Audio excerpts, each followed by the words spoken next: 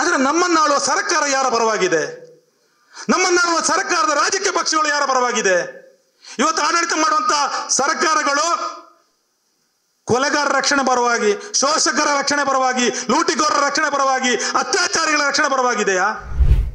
ಧರ್ಮ ಅಂದ್ರೆ ನಮಗೆ ಮನುಷ್ಯರಿಗೆ ಬದುಕಲಿಗೆ ಒಂದು ದಾರಿ ತೋರಿಸುವ ದೀಪವಾಗಿರಬೇಕೆ ವಿನಃ ಅನ್ಯಾಯ, ಅನಾಚಾರ, ದೌರ್ಜನ್ಯ, ಲೂಟಿ ಮಾಡುವವರ ರಕ್ಷಣೆಗಿರುವುದಲ್ಲ ಧರ್ಮ.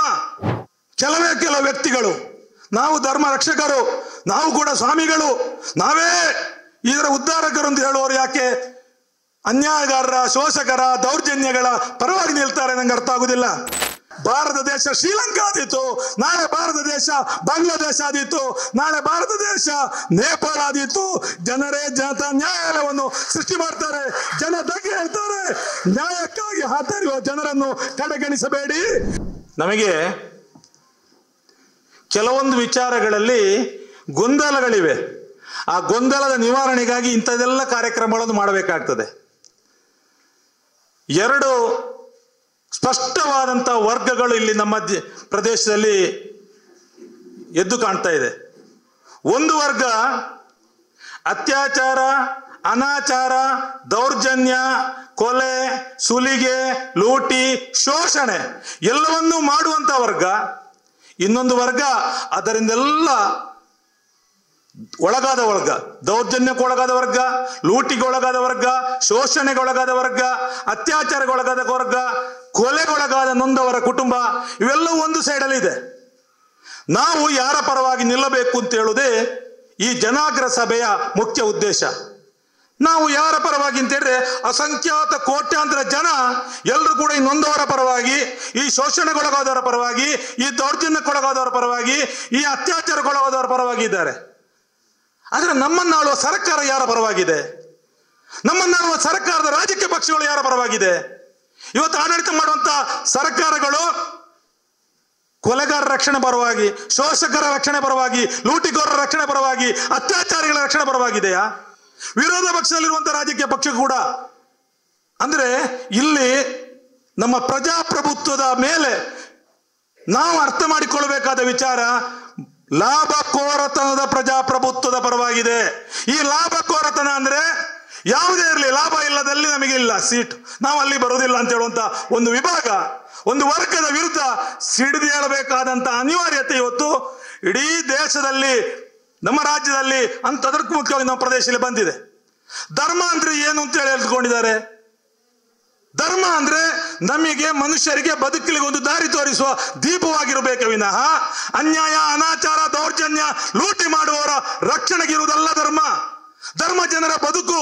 ಆ ಜನರ ಬದುಕಿಗಾಗಿ ಇರಬೇಕಾದಂತ ಧರ್ಮವನ್ನು ಇವತ್ತು ಅನ್ಯಾಯಗಾರರ, ಅನಾಚಾರ, ಲೂಟಿಗೋರರ ರಕ್ಷಣೆಗಾಗಿ ಉಪಯೋಗ ಮಾಡ್ತಾರೆ ಅಂತ ಆದ್ರೆ ಧರ್ಮವನ್ನು ಕೂಡ ಹಾಳು ಮಾಡ್ತಾ ಇದ್ದಾರೆ.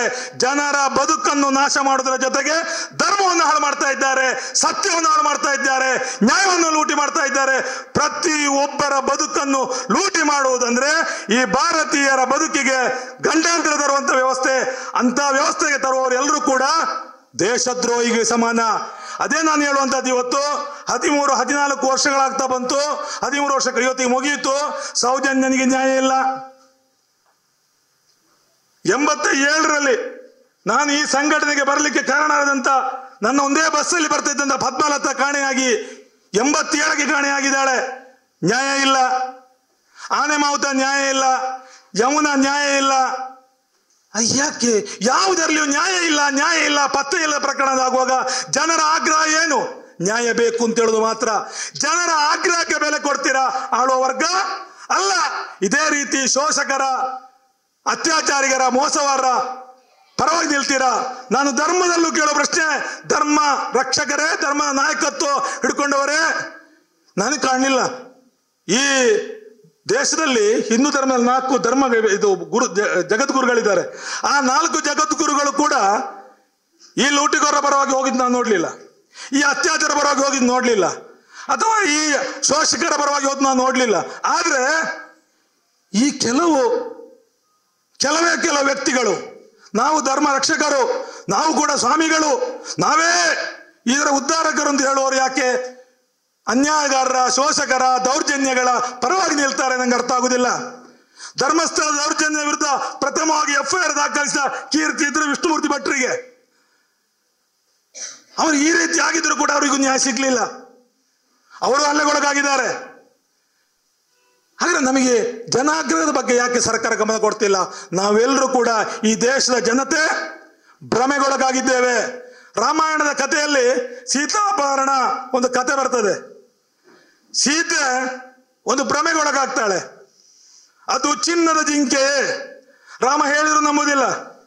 ಅಲ್ಲ ಮಾರ ಇದೆಲ್ಲ ಹೇಳಲಿಕ್ಕೆ ಆಗುದಿಲ್ಲ, ಈಗ ಎಲ್ಲ ಮಾಯ, ಎಲ್ಲ ಮೋಸವೇ, ಎಲ್ಲ ದೌರ್ಜನ್ಯವೇ, ಎಲ್ಲ ಲೂಟಿಯೇ, ಎಲ್ಲ ಶೋಷಣೆ ಅಂತ ಹೇಳಿದ್ರು ಕೂಡ ನಂಬುದಿಲ್ಲ ಸೀತೆ ಭ್ರಮೆಗೊಳಗಾಗಿದ್ದಾಳೆ. ಭ್ರಮೆಗೊಳಗಾದಾಗ ನಾಶ ಖಂಡಿತ. ಈ ದೇಶದ ಜನ ಯಾರದೋ ಮಾತನ್ನು ನಂಬಿಕೊಂಡು ಭ್ರಮೆಗೊಳಗಾಗಿದ್ದಾರೆ. ಈ ಭ್ರಮೆಯಿಂದ ಹೊರಗೆ ಬಾರದಿದ್ರೆ ನಮಗೆ ಬದುಕಿಲ್ಲ. ಭ್ರಮೆಗೊಳಗಾದ ಸೀತೆ ಹೇಗೆ ನಾಶ ಆದತ್ತ ಸಾಗುವಂತಾಯ್ತೋ, ಆ ಭ್ರಮೆಗೊಳಗಾದಂತ ಸೀತೆ ಯಾರು ನಿಜವಾದ ಸನ್ಯಾಸಿಗಳು, ಯಾರು ನಿಜವಾದ ಸ್ವಾಮಿಗಳು, ಯಾರು ನಿಜವಾದ ನಮ್ಮ ರಕ್ಷಕರು, ಯಾರು ನಿಜವಾದವರು ಅಂತೇಳಿ ಅರ್ಥ ಮಾಡಿಕೊಳ್ಳುವ ಶಕ್ತಿಯನ್ನೇ ಕಳ್ಕೊಳ್ತಾಳೆ.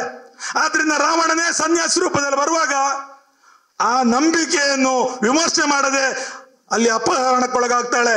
ಇವತ್ತು ನಮ್ಮ ದೇಶದಲ್ಲಿ ಅಥವಾ ನಮ್ಮ ರಾಜ್ಯದಲ್ಲಿ ಅಥವಾ ನಮ್ಮ ತಾಲೂಕಿನಲ್ಲಿ ನಮ್ಮ ಜಿಲ್ಲೆಯಲ್ಲಿ ನಮಗೆ ನ್ಯಾಯ ಸಿಗದಿರಲಿಕ್ಕೆ ಕಾರಣ ಅತ್ಯಂತ ಬಹುಸಂಖ್ಯಾತ ಜನ ಇವತ್ತು ಭ್ರಮೆಗೊಳಗಾಗಿದ್ದಾರೆ. ಯಾರೋ ರಕ್ಷಣೆ ಮಾಡ್ತಾರೆ, ಇವರೆಲ್ಲ ಸುಮ್ಮನೆ ಹೋರಾಟಗಾರರು ಅಲ್ಲ. ಪ್ರಶ್ನೆ, ನ್ಯಾಯ ಕೇಳಿದವರ ಮೇಲೆ, ಹೋರಾಟಗಾರರ ಮೇಲೆ ಕೇಸ್ ಹಾಕ್ತಿರಲ್ವಾ? ನಿಮಗೆ ನಾಚಿಕೆ ಮಾನ ಮರ್ಯಾದಿದೆಯಾ? ಪೊಲೀಸ್ ಇಲಾಖೆಯಲ್ಲಿ ಅರ್ಚೆ ಮಾಡಬೇಕು. ನಾಳೆ ಪೊಲೀಸ್ ಇಲಾಖೆಯೊಳಗೆ ಅನ್ಯಾಯ ಆದ್ರೆ ನಾವು ಬರ್ತೇವೆ ಹೋರಾಟಕ್ಕೆ, ಬೇರೆ ಯಾರು ಬರುವುದಿಲ್ಲ. ಈ ಆಡಳಿತ ಮಾಡೋ ವರ್ಗವೂ ಬರುವುದಿಲ್ಲ, ವಿರೋಧ ಪಾರ್ಟಿಯೂ ಬರುವುದಿಲ್ಲ. ಈ ರಾಜ್ಯಕ್ಕೆ ಪಕ್ಷ ಜನರ ಬದುಕಿನ ರಕ್ಷಣೆಗಾಗಿ ಬರಲಿಲ್ಲ ಅಂತಾದ್ರೆ ಇಂಥ ರಾಜಕೀಯ ಪಕ್ಷಗಳು ಬೇಕಾ ಅಂತೇಳಿ ಜನ ಸ್ವರ ಎತ್ತುವಂತ ಪರಿಸ್ಥಿತಿ ನಿರ್ಮಾಣ ಆಗಿದೆ.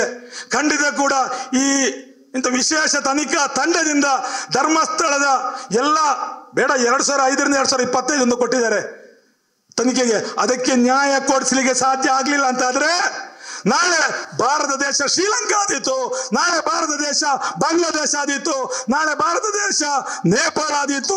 ಜನರೇ ಜನತಾ ನ್ಯಾಯಾಲಯವನ್ನು ಸೃಷ್ಟಿ ಮಾಡ್ತಾರೆ, ಜನ ಬಗ್ಗೆ ಹೇಳ್ತಾರೆ. ನ್ಯಾಯಕ್ಕಾಗಿ ಹಾತೊರೆಯುವ ಜನರನ್ನು ಕಡೆಗಣಿಸಬೇಡಿ, ನ್ಯಾಯಕ್ಕಾಗಿ ಹಾತೊರೆಯುವ ಜನರ ಪರವಾಗಿ ನಿಲ್ಲಿ ಅಂತೇಳಿ ಎಚ್ಚರಿಕೆಯನ್ನು ಆಡಳಿತ ವರ್ಗಕ್ಕೆ ನೀಡಿ ನನ್ನ ಈ ಪ್ರಾಸ್ತಾವಿಕ ಮಾತು ಮುಗಿಸ್ತೇನೆ. ನಮಸ್ಕಾರ.